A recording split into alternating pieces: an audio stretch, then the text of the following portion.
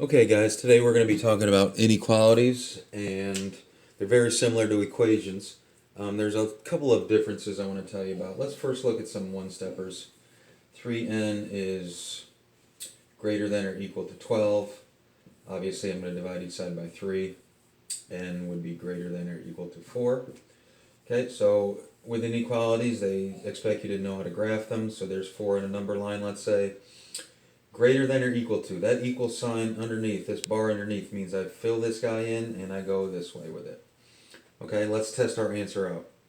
A number that's greater than or equal to 4 is 5. 3 times 5 is 15, and that is greater than or equal to 12. Okay? Let's try a one-stepper that is 2n plus 1 is less than 13. Let's try that one out. Okay, subtract 1, I have 2n is less than 12, and then I divide each side by 2, n is less than 6. We're going to test out our answer. Let's say n is less than 6, so let's try 5. 2 times 5 is 10, 10 plus 1 is 11, and 11 is less than 13.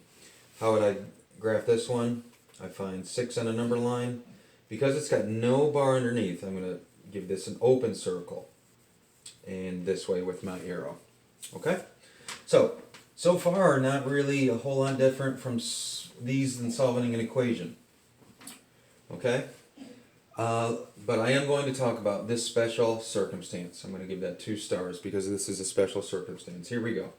Let's try this two-stepper. Negative 2n plus 3 greater than or equal to 11. Okay?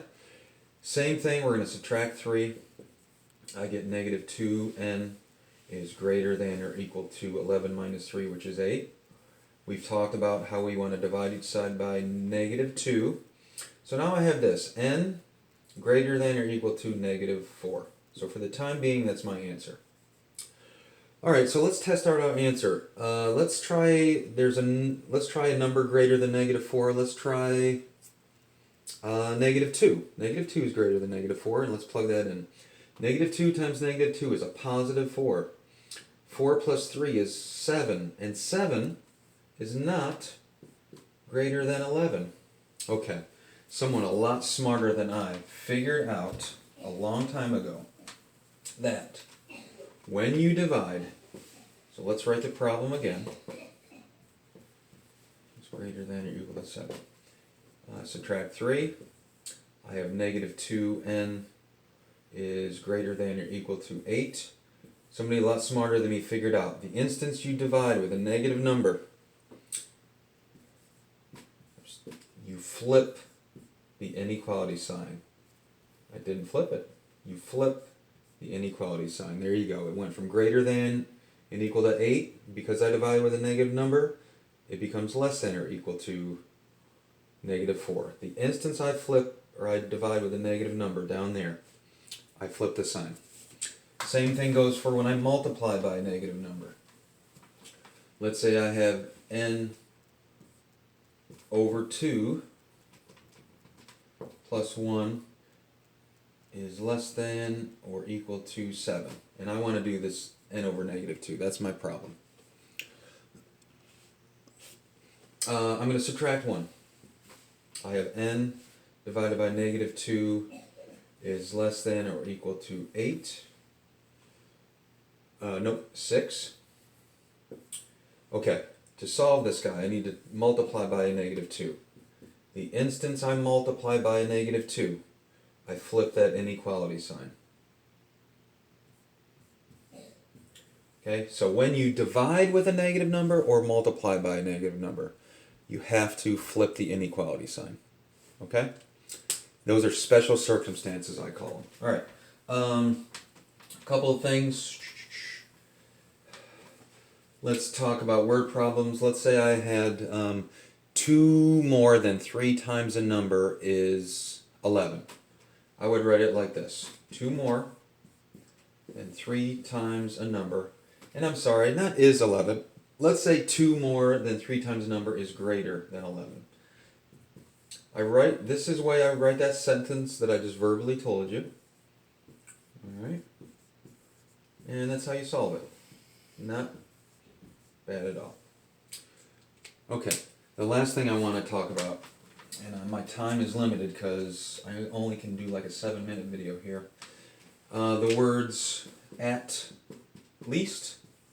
Let's talk about the words at least first.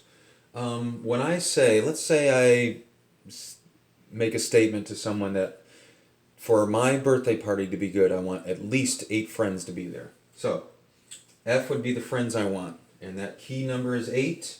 If I say that I want at least 8 friends to be there, I'd be more than happy with 8, or I'd be thrilled if more than 8 came to my party. So, this is how I would write the friends I want at the party. I want at least to be 8. The friends can be greater than or equal to 8. All right.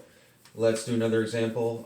For me to be happy, I want at least 85% on my test this week.